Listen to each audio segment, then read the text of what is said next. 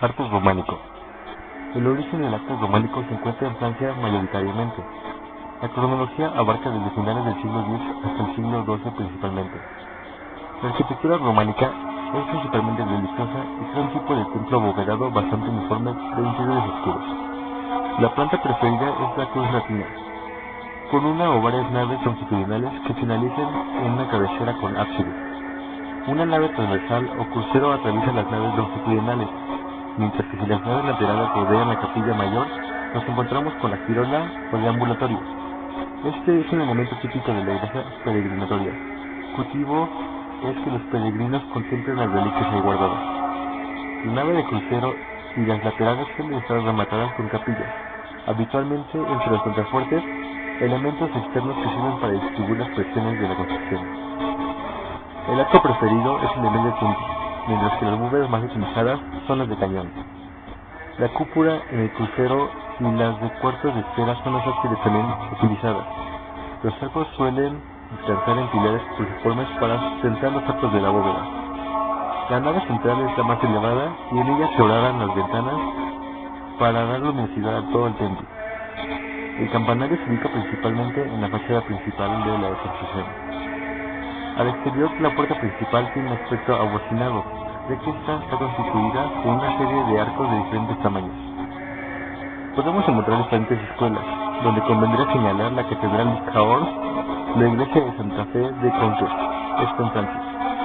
La escuela inglesa con las catedrales de Ely, Winchester, Durham y Gloucester. La escuela italiana con el conjunto de Pisa. La iglesia de San Miniato del Monte de Florencia o la de San Ambrosio de Milán. La alemana con el ábside a los pies de la nave principal que se aprecia en la iglesia de Hildesheim. O la española con monumentos tan importantes como la Catedral de Santiago de Compostela, las catedrales de Lérida y Jaca, la iglesia de San Isidoro de León, San Martín de Fromista, por citar algunos cuantos ejemplos.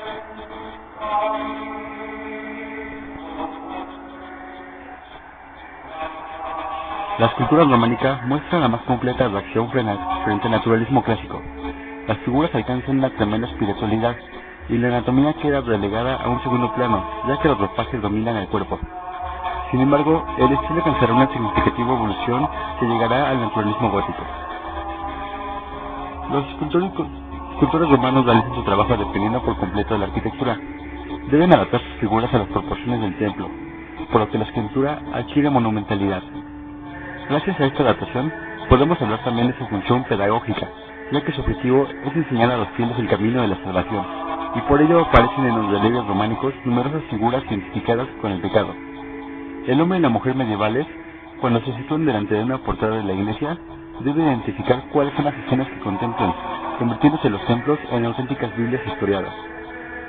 La escultura adquiere mayor relieve en la portada del templo, especialmente en el tímpano, donde se sitúa el tema del Todopoderoso y los símbolos evangelistas. El juicio final o Cristo en una almendra mística son otros temas característicos del tímpano. Las arquivoltas y los capiteles también presentan esculturas, al igual que las llamas, donde aparecen grandes estatuas. Las escenas son muy planas y escasas de complicación, apareciendo ropajes ajustados al cuerpo, indicándose sumariamente los plegados de las telas con trajes sencillos.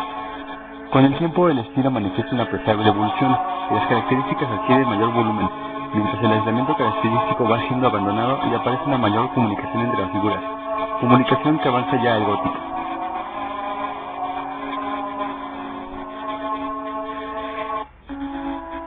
La pintura románica, con la actitud antinaturalista de etapas anteriores, al igual que se mantiene la ausencia de perspectiva. El dibujo y los colores planos se juxtaponen para crear intensos contrastes cromáticos. La figura centra toda la atención del artista y el fondo es liso. Las líneas gruesas de color negro o rojo configuran la silueta de la figura, mientras que el modelado de los rostros se consigue a base de muchas redondeajes de mejillas, barba y frente. Al igual que la escultura, su ubicación en el templo también está esquematizada. El centro es la capilla mayor, donde la bóveda se presenta el Cristo en majestad, rodeado de evangelistas, aunque también se puede apreciar a la Virgen. La superficie cilíndrica de la ábside está reservada a santos o profetas, y en la parte del zócalo se sitúa una composición decorativa, mientras en los muros laterales del templo se pintan historias distribuidas en grandes zonas subdivididas en cuadros. Buenos ejemplos de esta pintura románica se encuentran en Cataluña, especialmente las de la iglesia de Tajul, hoy el Museo Nacional de Arte de Cataluña.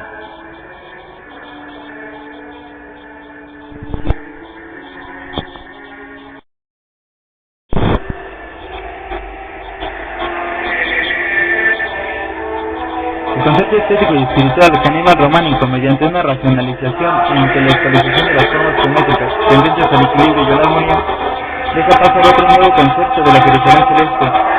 El simbolismo del nuevo arte gótico es diseño de verticalidad y de luz, y aprovechando algunos adelantos constructivos va a permitir la desmaterialización de las estructuras, el vaqueo de la piedra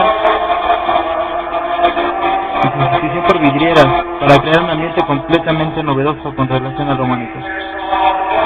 Este nuevo modo de construir de Francia debió influir sobremanera en dos figuras claves de la historia: el obispo de Burgos, Mauricio, y el de Toledo, Rodrigo Jiménez de Rada, que promueven los dos primeros templos construidos en ex novo, el estilo gótico.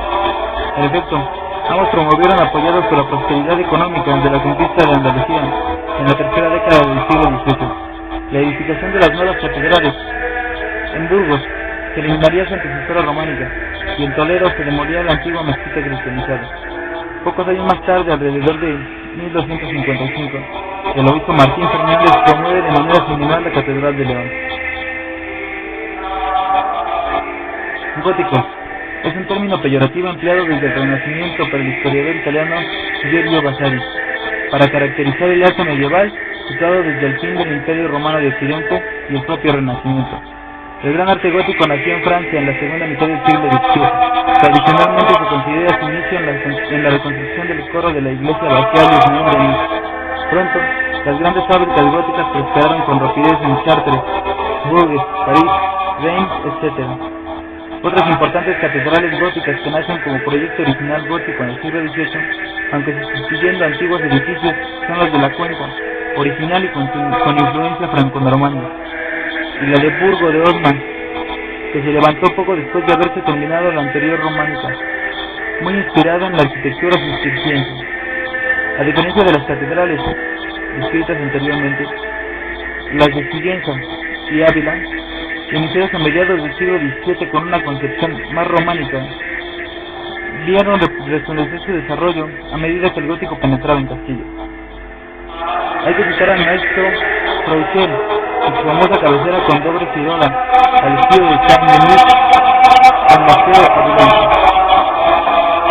Luego, la Catedral de Ávila continuó con un crucero de 2 naves y un esbelto cuerpo principal de 3 naves cubiertas con bóvedas de crucería sencilla, con la particularidad de que, al final, el trifornio se sustituyó por un cuerpo de vanos y por encima se levantó un alto imponente claristornio de tracería escalada.